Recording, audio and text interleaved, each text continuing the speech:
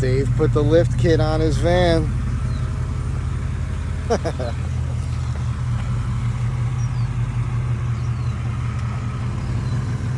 Yeah.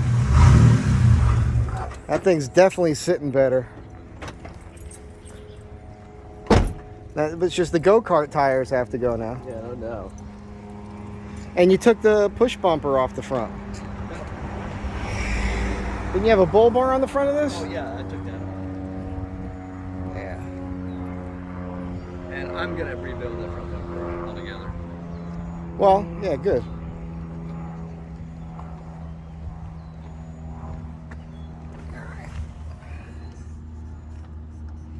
And you put a whole new engine in this thing. Yeah. Yeah, okay, I see. So, no, dude, look, your shocks mount here. They don't mount to the body. No, I told you they mount to the subframe. So that means that doesn't change at all with the lift. No. Now, look, you see your control arm bushings need to be replaced. Yeah, there's a lot of stuff needs to be replaced. All the steering components need to be replaced. Now, I guess that's the same height. That looks about where mine is. As far as the ball joint? As far as where the motor sits in relation to the frame. Oh, yeah. That looks pretty much standard, so. All right.